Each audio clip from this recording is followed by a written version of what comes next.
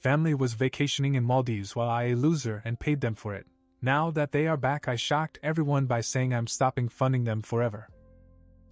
I'll never forget the moment I saw that photo. It was a random Tuesday, and I was scrolling through Instagram during my lunch break, just trying to pass the time. Kelly, my younger sister, had posted a photo. She was on a beach, holding a bright pink cocktail with a little umbrella sticking out of it. The caption? First day of winter, Maldives-style palm tree tropical drink. At first I thought I must have read it wrong. Kelly doesn't live near a beach, and she definitely doesn't have the kind of money to fly to the Maldives. Neither do my parents. But then I noticed more details: the crystal clear water behind her, the iconic overwater villas in the background, and the tag location proudly displaying the Maldives. My stomach dropped. It didn't make sense. A week earlier, my parents had called to say they were in a tight spot and needed some money for unexpected expenses. They were vague about what those expenses were, but my dad mentioned something about repairs and bills piling up. I didn't ask too many questions, I just wanted to help.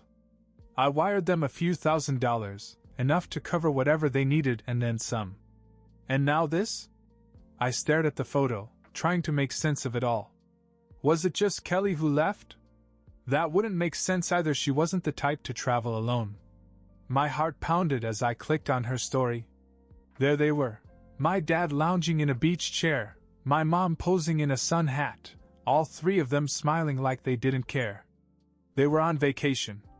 To the Maldives. With my money. I called Kelly first. No answer. Then my mom. Straight to voicemail. My dad. Same thing. I must have called each of them 10 times in a row, pacing my tiny apartment. Nothing. I couldn't sleep that night. A mixture of anger, confusion, and embarrassment churned in my stomach. I kept replaying the conversation in my head, the little sob story about needing help. How could they do this? I told myself there had to be some explanation, some reason this wasn't what it looked like. By morning, I'd had enough. I grabbed my keys and got in my car. If they didn't return my calls, I'd find out for myself. Their house was 100 miles away, but the drive felt like no time at all. By the time I pulled into the driveway, my anger was boiling over. I knocked on the door, then rang. No answer. I looked in the windows, dark and empty. They were still in the Maldives. I stood there, feeling like an idiot, staring at the house I'd grown up in.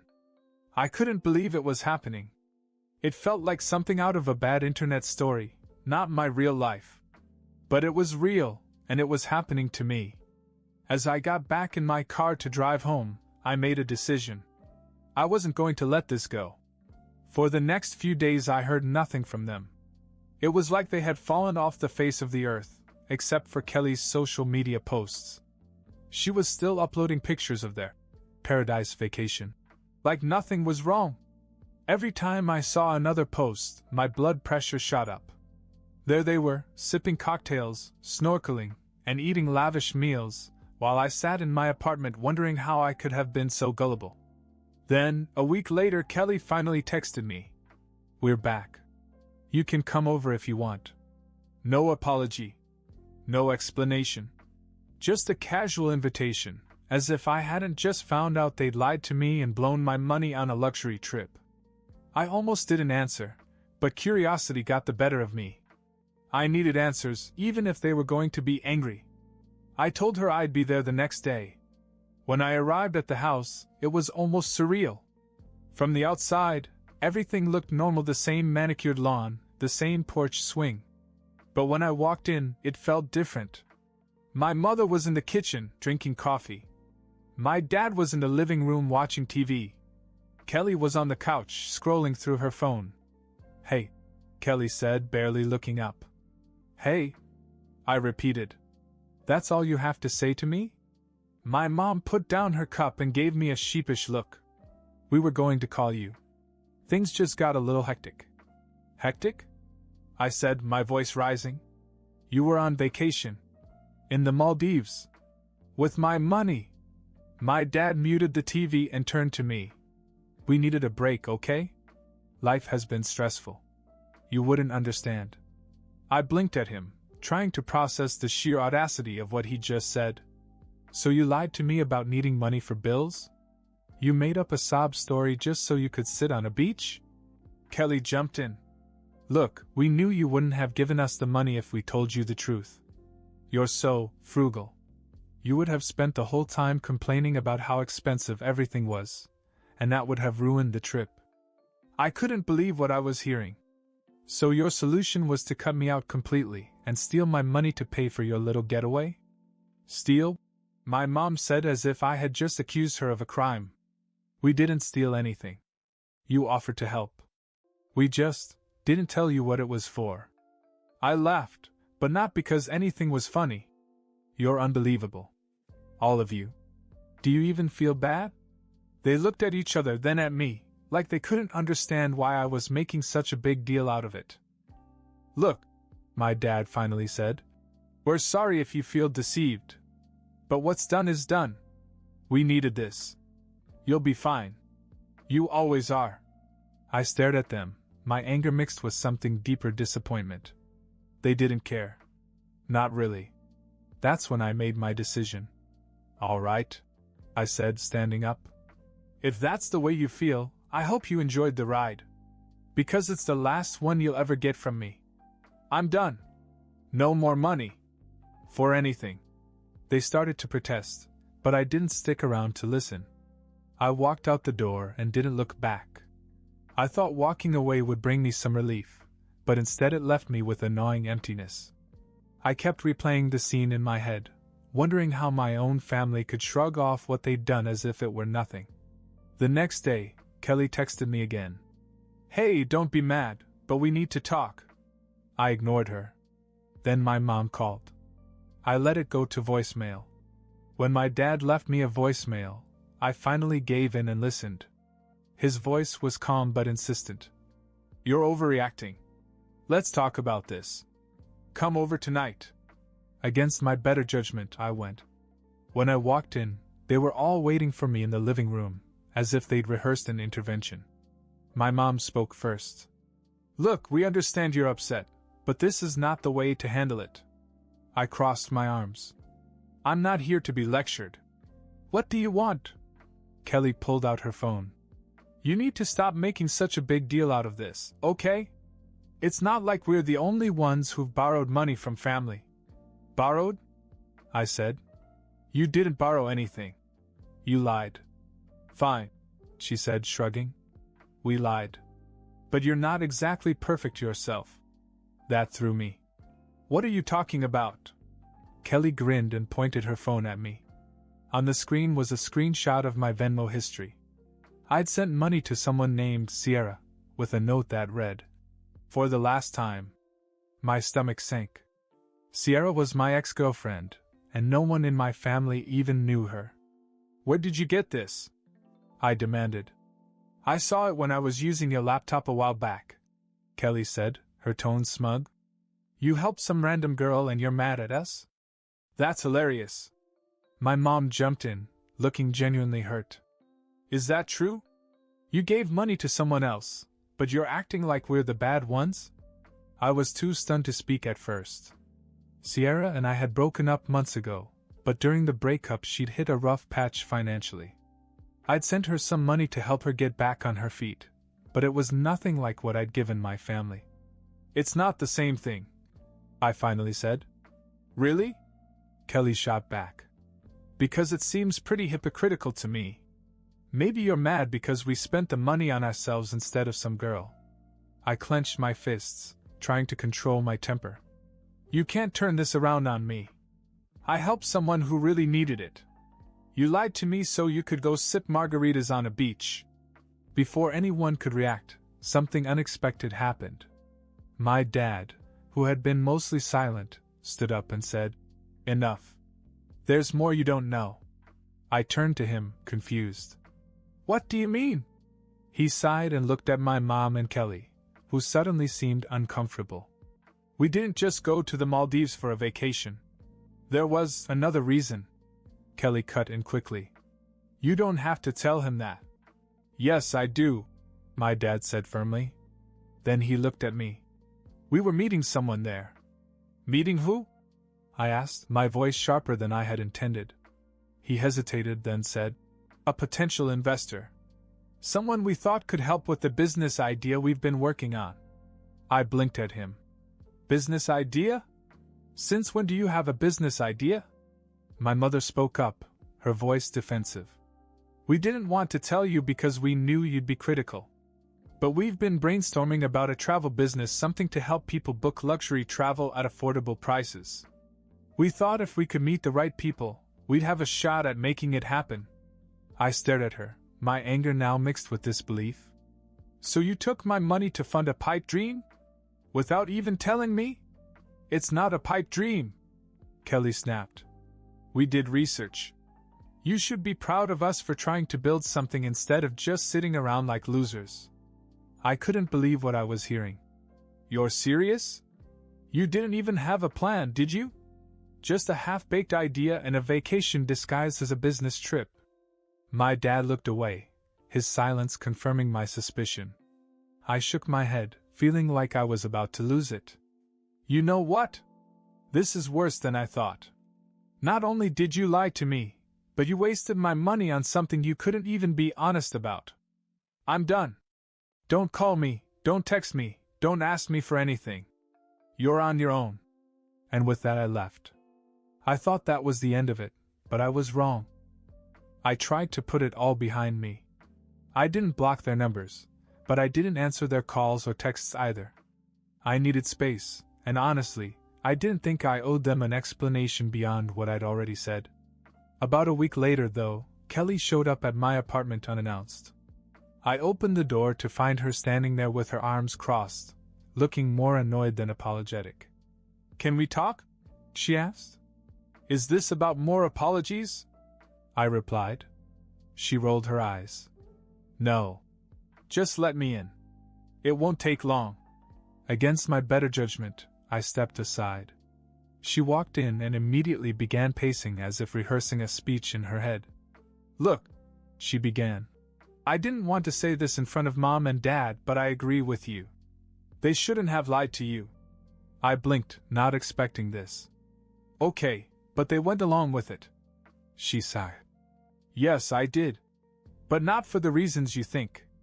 They didn't just rope me into the whole business trip thing, they guilt-tripped me, too. Dad said they'd already booked everything and needed me to go so it wouldn't look suspicious to the investor.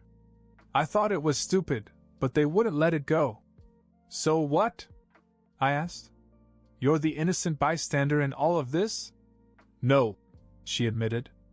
But I didn't know they were going to use your money for the trip until after we got there. Mom let it slip at dinner one night.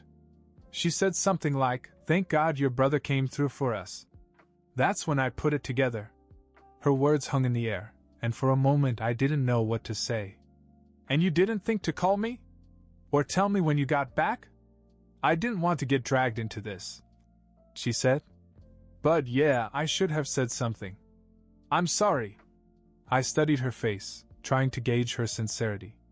For once, she seemed to be. All right, I said, leaning back against the counter. So why are you here now? Because things are worse than you think, she said. That investor? He wasn't real. Dad found him on some forum, and the guy promised he could connect us with the right people. But when we got there, he started asking for money up front, a lot of money. Dad gave him some of it, but now he's convinced the guy was a scammer. My stomach turned. How much money are we talking about? All they had left, she said quietly. They maxed out their credit cards and used up their savings. That's why they went all in on the lie. They thought if they could convince you to help, they'd have a chance at making it work. I stared at her, stunned. So they're broke now? She nodded. Pretty much. I felt a flicker of something, maybe pity, but it quickly turned to anger. And what do you want me to do about it? Bail them out again? They didn't say that, Kelly replied. But knowing them? Probably. I just thought you should know what's really going on before they come begging. I shook my head. Unbelievable. They can handle the mess they made. I'm done being their safety net. Kelly hesitated, then said, I understand. I really do. But you're going to have to talk to them at some point. Why? I shot back. They've made it clear how they feel about me. I'm the guy they use when they're desperate. That's all I am to them. Kelly didn't argue. Instead, she sighed and said, Just think about it, okay? I didn't answer. She left a few minutes later, and as the door closed behind her, I couldn't help but feel that this was far from over. I tried to move on after Kelly's visit. I really did. But her words stuck with me, especially the part about the so-called investor. Something wasn't right. My parents weren't savvy enough to vet a business partner, but draining their savings and maxing out their credit cards? That was reckless, even for them. I decided to dig a little deeper. Out of morbid curiosity, I searched for the name of the investor they'd supposedly met in the Maldives. It didn't take long to find something, a handful of online complaints from people who claimed they'd been scammed. This guy had a reputation for preying on people desperate to start businesses, promising connections he couldn't deliver, and disappearing once he had their money. But then I found something that made my blood run cold. One of the complaints included a scanned copy of a contract the scammer had used, complete with a list of terms and conditions. The victim had posted it as a warning to others. I recognized the signature at the bottom. It was my father's. My heart sank as I read the fine print. Not only had my dad handed over their life savings, but he'd also signed a personal guarantee for the rest of the investment package.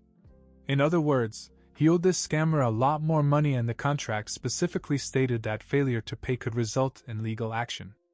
And then there was the kicker. In one of the clauses, my father had listed me as a secondary guarantor. I stared at the screen, unable to believe what I was seeing.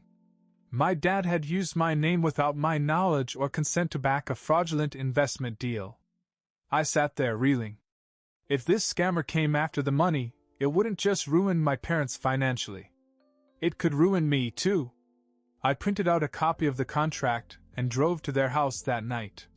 When my dad opened the door, I wasted no time. What the hell is this? I said, shoving the paper in his face. He looked at it, his face turning pale. Where did you get this? That's your response? I snapped. Not an apology? No explanation? Just, where did you get this? My mom appeared in the doorway, looking confused. What's going on? I pointed at the paper. Ask him. Ask him why he used my name to guarantee some scam without telling me. Her face fell as she picked up the document and read it. John, what is this? She demanded. My father stammered. I didn't think it would be a problem. The guy said it was just a formality. I never thought it would come back to bite us. You didn't think it would be a problem? I repeated, my voice shaking with anger. You put me on the hook for thousands of dollars. If this guy sues, he can come after me. We didn't know what else to do. My mother said, her voice defensive. We thought this was a chance to make things right. Besides, you're in a better position to handle this than we are. I couldn't believe what I was hearing. So you just assumed that I would clean up your mess? That I'd be okay with it? My dad tried to calm me down. Look, nothing's going to happen. He hasn't said anything since the trip. Maybe he won't even follow up. I pulled out my phone and showed them the complaints I'd found online. This guy doesn't just let things go. He's scammed dozens of people, and they all say the same thing: he comes after you hard once the payments stop. My mom covered her mouth in shock, and my dad finally sat down, looking defeated. Why didn't you just tell me the truth? I asked, my voice softer now. We were embarrassed. My father admitted. We didn't want you to think we were failures. We thought we could fix it without involving you. I shook my head. You didn't just involve me, you jeopardized my future. Do you have any idea what this could do to me if it goes to court? If it gets on my credit report? They didn't have an answer. For the first time, I saw real regret on their faces. But regret wasn't going to fix this. You have to fix this, I said firmly. I don't care what it takes. Sell the house, sell the car, whatever. I won't pay a cent for your mistakes." My dad nodded slowly, but I didn't stick around to see if they'd go through with it. I left, feeling angrier and more betrayed than ever. And just when I thought things couldn't get any worse, they did. A week later, I received a letter in the mail. It was from the scammer's lawyer, demanding payment, and they were coming after me and my dad. The letter was my breaking point. I immediately called a lawyer and explained everything.